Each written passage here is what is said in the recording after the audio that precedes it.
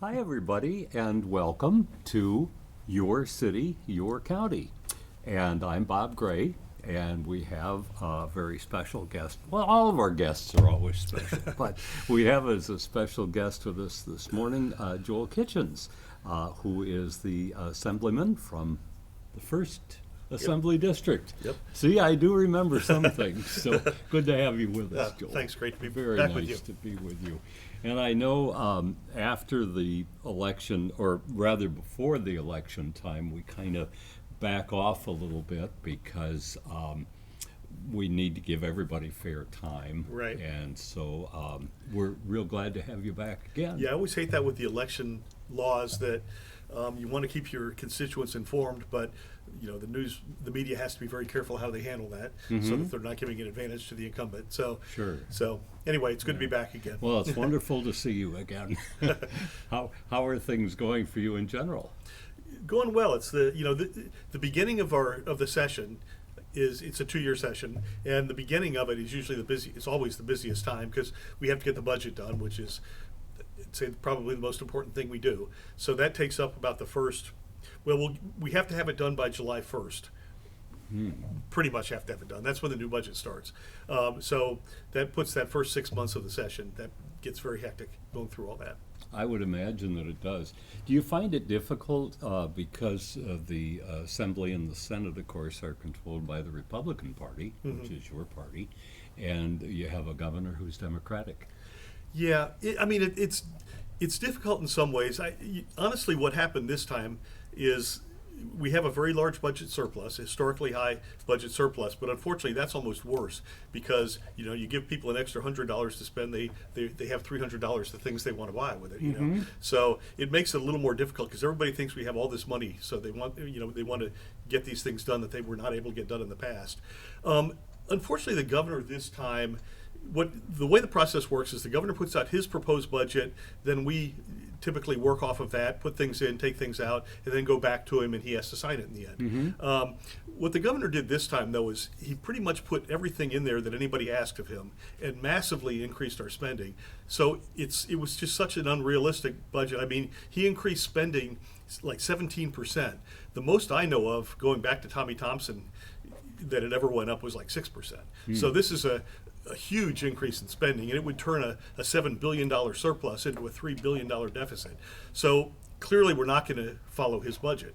So what they did is they threw it out, and then we'll start from scratch. Now that's not to say that there won't be a lot of things in his budget that we still do, but it's a different process. So I wish he would not have done that because it leaves us being the bad guys, because everybody's like, oh, we just want you to do what give us what the governor Sure, did. he asked for this. Why Yeah, not, right? and so I have to go through this and explain to people that's not a realistic budget. We can't give you what in most cases can't give you what the governor wanted. Now there are areas we agree on certainly, but overall it's going to be a much leaner budget than what he did. What we don't want to do when we have a big surplus like that is create a lot of ongoing programs, because a lot of that surplus, most of it came from the COVID money, right? The federal government sent a lot of checks to people, so they went out and spent it. So our sales tax went way up. So most of that budget is because of that. So we can't expect that in the future. So we don't want to put in these programs that count on that money in the future. So that's the dilemma we have, that most of the spending that we do will be sort of one-time things. It's a good time to catch up on buildings and roads and that kind of thing because we don't have to keep doing that every year. So anyway, that's sort of where the budget is. Kind of a one-time type thing then. Yeah, basically. So we need to be really careful with going out and blowing it all. But unfortunately, like I said, I have to go through and explain that all the time when it comes up. I would imagine. What are you doing? Yeah. Okay. One thing, and it's not Kewaunee County, but I know that in Door County, which is not that far away, they're talking about Potawatomi Tower, which has been kind of controversial. Just want to mention that real briefly as to how that's going. Well, we'll see how it is. The governor has insisted that if we're going to repair the tower, it has to be ADA accessible. The law does not say that. The law says if you're just repairing it, it does not have to be accessible.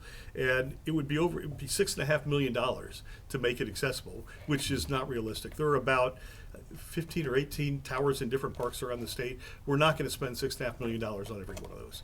So we would like him to just repair it. That's when they've done the polling, that's what the vast majority of people want. But we'll see whether he'll bend on that or not. Because it really comes down to, do we repair it or do we tear it down? Because $6.5 million, that's just not realistic. So we'll find out. Yeah, it should be gold plated if it's going to be. Well, it's going to amazing, be especially that. when government's involved in projects like that how quickly Yeah. the price goes up. Yeah, well, I know what they did up in Peninsula Park. Yeah. Which was a massive Right. construction. And when they did that, they made it clear that that was the only one they would do that for, because Peninsula Park is sort of the cash cow of the whole park system. I think Peninsula and Devil's Lake, those two parks account for something like 80% of the revenue for the entire system. So they get treated differently. So they're not. We can't do that in every park. No, I'm sure not, yeah. Okay, very good. Well, there's been more money then for Algoma and for the county itself. How is that working out? for, Yeah, this it hasn't area? come out yet, but one of the areas where we are in agreement with the governor is that we want to increase what's called shared revenue. It's money that goes to our local governments to run their operations. And what we're going to do, this part of it I think we're in agreement on, is we will devote 1 cent of the 5-cent sales tax will go to that shared revenue program. The significant thing about that is that we've been stuck on the same level in that shared revenue for, I think, 20 years. This way it's tied to something that's going to keep going up, because our sales tax, I think all but 1 year has gone up. So the great thing about that is that the government's will be able to count on that in the future, that it's going to go up along with that instead of just being flat. So we're negotiating back and forth right now on how exactly to distribute that money, but every local government will see at least a 10% increase in how much they get in shared revenue. Now, it is weighted towards this, in this plan, it's weighted more towards the small units of government, because traditionally they've been underfunded. So, a lot of our towns, our small towns, they have not gotten much money from that in the past. So a lot of them will see triple what they're getting right now. Whereas the city of Algoma, where we are, has made out actually real well in the past. They had, I think right now they're getting 900 and some thousand. So they'll only get the 10%, which is still 90-some thousand extra that they'll get. So it's still on a dollar from a dollar standpoint, that's still a lot. I think Kewanee, for instance, gets like 50 or 500 and some thousand. So for cities that are relatively equal in size, Algoma has gotten a whole lot more in the past. So their increase will not be as much on a percentage basis, but it'll be more on a dollar basis.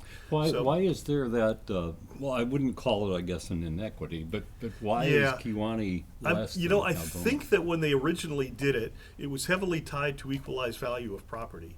And I think that at that time anyway, Kewanee had less, or had more, equalized value per citizen than Algoma did. So Algoma has done really well traditionally.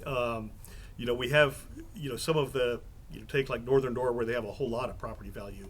They've gotten very, very little in the past, but now they'll get a lot more, but still on a dollar basis, it won't be as much as like Algoma does. Yeah, some communities, like in Northern Door, have very low mill rates because Right. there is all of that value, and that's surprising when you talk to people and you go, well, the mill rate's pretty low because there's all this money. So Right. that depends a lot on the community that you're in. Right, it does. And yeah, Northern Door is kind of an extreme example, because they have, because it's all the out of town owners and everything, they just have so much property value per, so it does keep their mill rate really low.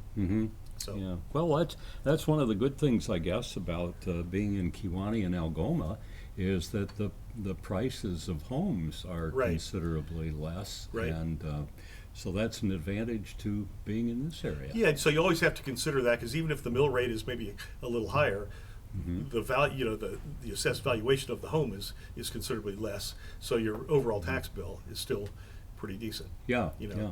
So anyway, so that's one of the areas we're in agreement with the governor on, although we have to work out the details. And another area is that there will be a tax cut of some sort. how that plays out, it's not been determined yet, but both sides agree on that, there will be a tax cut in here as well. So- Well, I like Ray that likes idea. that, yeah. I'm up for that. Yeah. Yeah. But I still, and probably Bib's going to say, what is he talking about? But I still think you have to pay for things, and if you get behind, you're going to be in serious trouble Right. there too. And that's always the challenge, is that you want to keep taxes low, but you do have to provide the services. But it is important that we keep, in Wisconsin, that we keep our taxes low, because when you look at the states that have higher taxes, the two states we get the most people moving into Wisconsin from are Illinois and Minnesota. They both have substantially higher tax rates, and so a lot of businesses have moved here from those two states. So that really does affect where people choose to locate and businesses choose to locate. So it is in our best interest to keep taxes as low as possible. But again, it's a balance, because we also have to provide those services. Yeah, So- yeah. I remember looking at some of the material from Illinois and seeing what the taxes were in suburban Chicago, for example, and it's amazing. Yeah. We should feel very fortunate. In a even lot of though- ways, we should be. Yeah, yes. But one of the things we want to do, and both sides agree on this, is in the past sometimes they've done where they'll send people a couple $100 check. I don't think that's a good way to cut taxes. I think we need to make it something that people can count on into the future. Because if you're going to decide where you want to live, you're not going to do it because, maybe I'll get a check sent in the mail. You do it because you know what the tax rate's going to be. So whatever we do, we want to make it sustainable and something people can count on. So Yeah. both sides agree on that. Yeah. When you and we were on the school board at Yeah. the same time in Sturgeon Bay, at that point, they'd put a limit on how much the community, or how much the particular municipality, or in that case, the school district, could raise the taxes. And that's still in effect, as I understand it. And that, I know that people have, mixed feelings about that, I guess. It has kept spending down, and, and I do think, looking back at us being on the school board, it forced us to make some tough decisions that sometimes we certainly didn't want to make, but some of those were good decisions financially. Not all of them, but then you also, if you want to exceed the limit, which we ended up doing, you had to go and make your case to the people. That can be a difficult thing, but it does. The plus side of it is that it keeps the citizens involved. They know what they're spending the money on, and you have to make that case. And it's not a bad thing to go out and explain to people, this is why we want more money. And it was tough those first few years when that was the process, because people didn't understand, well, why do you need a referendum but this other community doesn't, But once they kind of got used to it a little bit and we made our case, they were always very supportive after that. But I know that, and you were on when that first became a thing, and it was very difficult at yeah. first. But I think now it's gotten better, where as long as you make it reasonable, people want good schools, and they'll support it. Yeah, I think that's one of the wonderful things, is that so many of the communities in northeastern Wisconsin have supported these referendum, whether it be for maintaining the school district, hiring people, paying reasonable salaries, as well as construction. Schools enlarging or adding on or rebuilding entirely. Right. And I think all of my districts within my assembly district, the communities have been very supportive, and overwhelmingly they've supported the referendums when they do, because they've been reasonable and they've been good stewards and have made their case to the public. So I'm fortunate. I honestly, I don't have a bad school district in my area. I think they're all actually really good districts, Yes. and the public supports all of them. Yeah, I think that's one of the things that we were always told, you and I both, and I guess when we heard it, that there are no bad school districts in this area. Yeah. So that's a wonderful thing. No, and I really believe that. I mean, that we do have good schools. And, Yeah. And again, good public support for them. Oh, yeah, absolutely. And as long as we're on the topic of education, I understand you have a new position as the education chairman of the education committee. Yeah. Yeah, so in the past couple sessions, I was the chair of the Environment Committee, and I liked that, and it's a very important issue for our area, certainly. But when this opportunity came up, education is probably the busiest committee. It's the biggest percentage of our budget goes to education. So it's a really important committee, and I have a background in it. You and I do. Sure. So I went ahead and accepted that. I'm still vice chair of the environment committee because it's still an area I'm very involved in and I'm very interested in. But education's been, again, I think, not cliche kind of, it is our future though, how we educate Oh, our yeah. kids. So I'm pretty passionate about that, and I'm happy to be doing that this time. Yeah, I saw that, I went to a meeting yesterday where they had a number of schools that were represented giving out awards that was done by the Sturgeon Bay Breakfast Rotary Club. And it was so exciting to see that. And then I went on to one of the, I don't know, computerized, news programs, and also saw that that they'd had an event down in Appleton, down at the PAC Center down there, which was awarding kids and giving them awards. And I think too often we take it for granted that these kids are going to be doing that, or Yeah. we hear the bad things about kids, and there's some awfully great kids out there. The Yeah. vast majority of those kids are in good shape, and they have good instruction, they have good teachers, and they're good kids. Right. I think we need to hear probably more of that. No, we do, and I visit a lot of the schools. I was in Algoma this school year for a program there, and you meet these kids, and it does make you feel good about the future when you meet them. Now, we do have our problems in Wisconsin, so I think we need to celebrate the successes, but we need to work on the other end of it. I think probably our biggest failure is that our African American students, by most measures, are dead last in the country. We have the widest gap between black and white. So that's something I've been working on a lot. Reading has been something this session I've spent just a ton of time on, because we have not done a very good job of teaching reading, especially in the in the minority communities. So we need to do better on that. How do you think we resolve that? What Yeah. do we need to do? Yeah, I could talk about this for an hour, and I know we Okay. don't have that much time. Yeah, you We can have just sit plenty of back. time. Yeah, it's okay. But what happened, I'll try and be brief about it, but beginning in the 80s, across the country, they started teaching reading differently than they did when we were kids, where we learned to sound words out and that kind of thing. Phonetics. Yeah, that was a heavy emphasis of it. But they went to what they called whole language, where the idea behind it was, if reading comes naturally to kids, so if we just make it fun, they'll all be good readers. But that's not really true. For an awful lot of kids, it doesn't come naturally. So they taught things like, well, if you come to a word in a sentence, well, look at the context. If there's a picture, look at the picture. If you know the first word, the first letter, then guess at what it is. Well, instead of sounding it out. And our reading scores across the country began going down since then. And in Wisconsin, a lot of states have rectified that. We have not to this point. And at that time, we were 6th in the country in our reading scores. Now we're just below average. The one state that has really been remarkable has been Mississippi, where traditionally Mississippi is the poorest state in the country. They have the highest minority percentage, and they were always dead last in reading. They are now tied with us. So, we can learn from that. And a lot of states that have made changes are improving. So I've been working with the administration and with DPI, and we have a plan that will be coming out within the next couple of weeks to change the way reading is taught, and and we need to retrain the kids coming out of college, because most of them were taught the wrong way. So we need to change that. And most of the school districts have been very supportive. We have a number of districts in our area that are already have made those changes and are doing a great job. But we need to make it statewide, and it's always going to be more of a challenge in Milwaukee.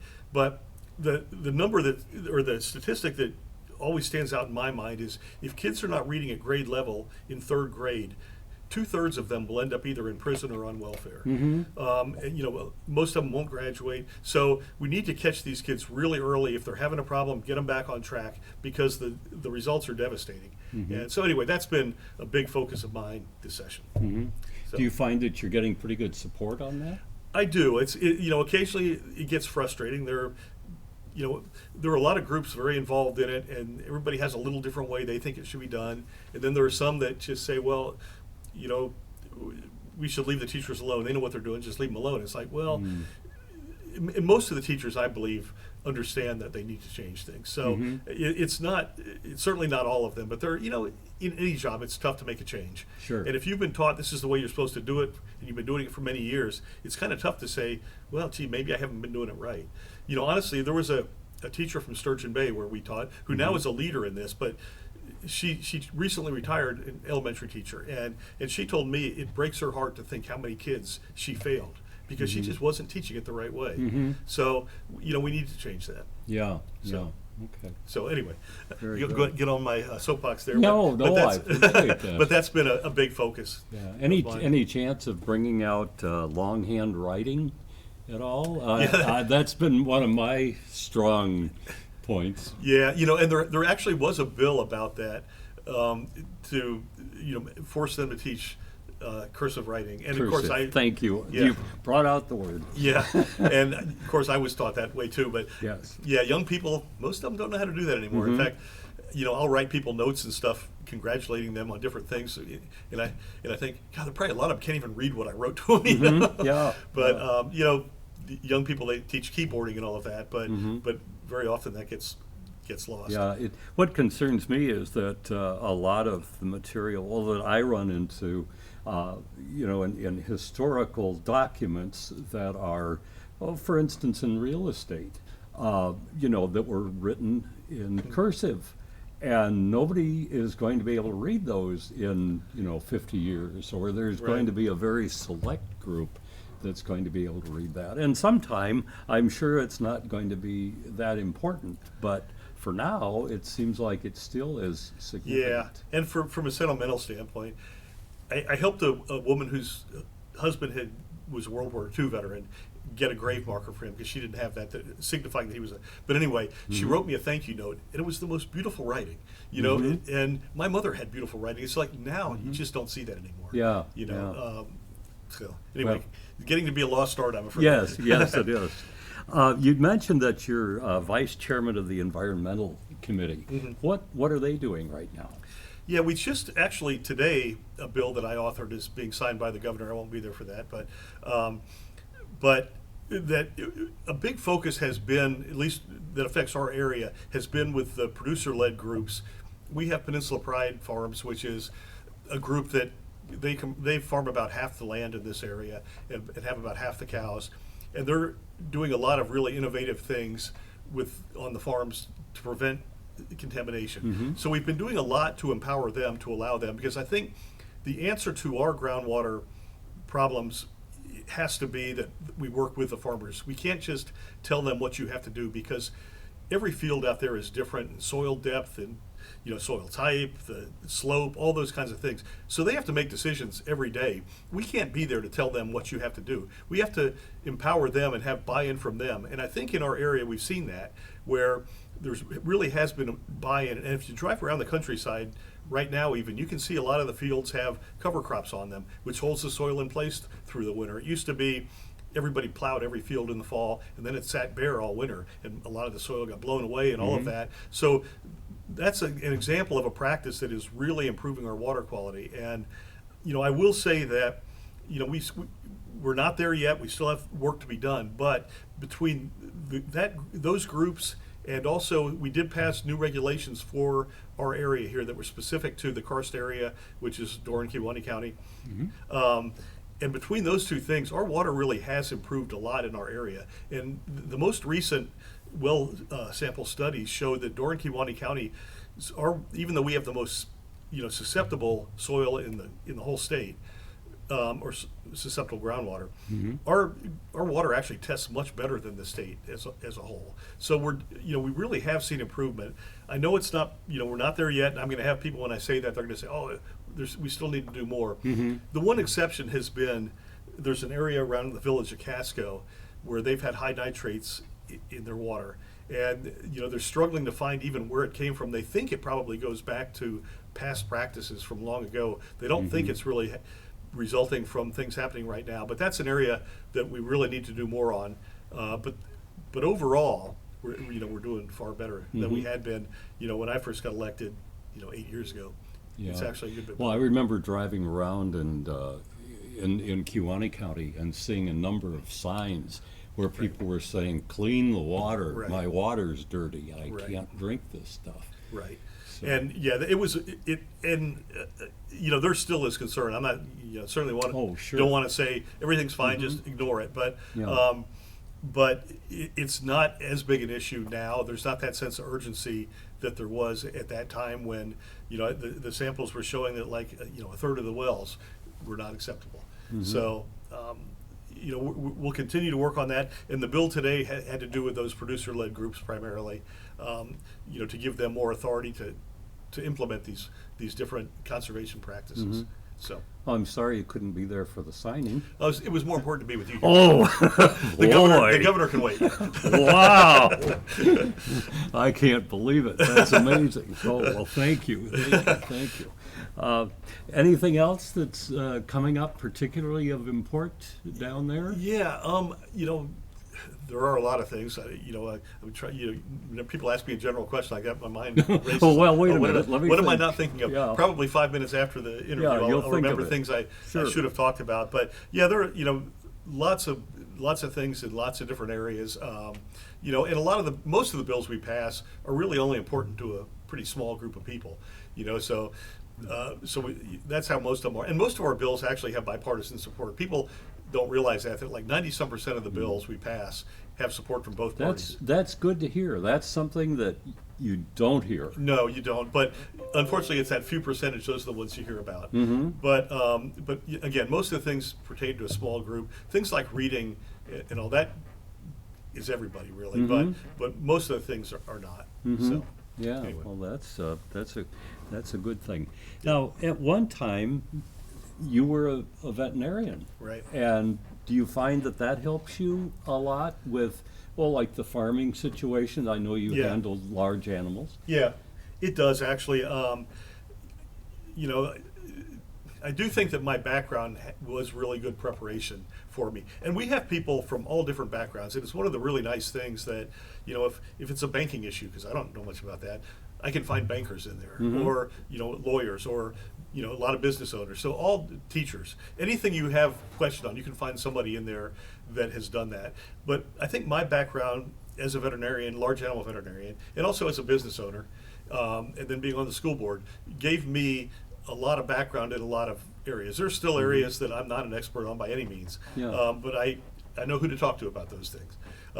So yeah, on the environmental things, I think it was really important. And plus, I think that because of that, I had the trust of a lot of the farm community, and I've been supported by a lot of the conservation groups as well. So I think I've been able to bridge that where, I could talk to the farm community and they would buy in rather than being, because they're suspicious of government like probably most people, but if you have some trust with them, you can get them to to do some things that maybe they would have been a little squeamish about. So I think it has been Yeah.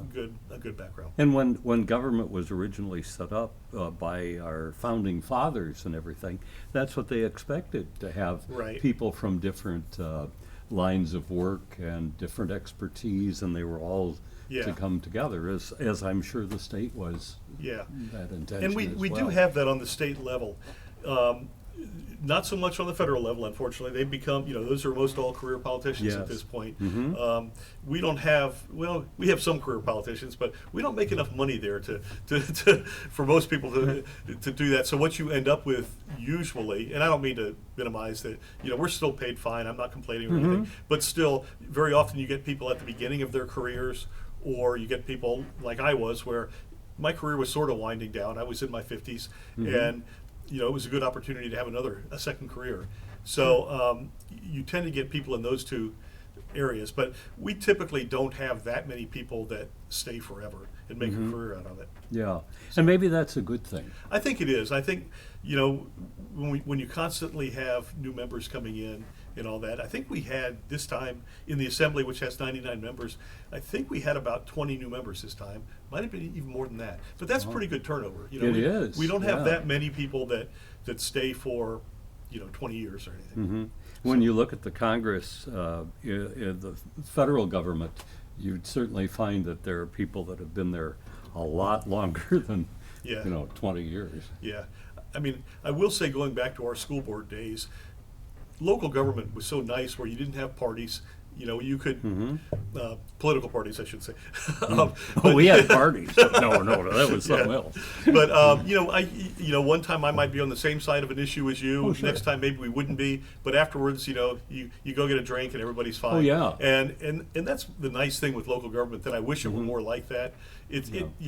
But That's the one thing I recall, that, you may disagree, but once that decision was made, Yeah. you're stuck by it. right, and we always were like that on our school board. Not every school board was like that. Mm-hmm. Yeah. Where we all, I think, got along and could argue, Yeah. but not make it personal. Yeah. So anyway, wish it were more like that on the state level. Yeah, but- I do too. And you, at the beginning, I remember you got a whole lot of computers into the system. Yeah. That you raised a lot of money for that. And, Yeah, that was my first big thing on there. But yeah, anyway. that's okay. That was Glory a good days. job, yeah. Oh my gosh, I think we've run out of time. Oh, yeah. So It's- we forget the cameras there. We're just chatting away. It's gone way too fast. But Joel, we'd like to thank you so Thank you, much Bob. for being here. It's always fun. Yep. It's always good to find out Anytime. how things are going down in Madison. That's going to do it for our show today. We've been talking with Joel Kitchens, who's the First Assembly District Assemblyman, and we thank you for joining us today. We hope that you have a wonderful day and a wonderful week and a wonderful month, and we will see you once again in about another month. So have a good day, everybody. So long. Take care.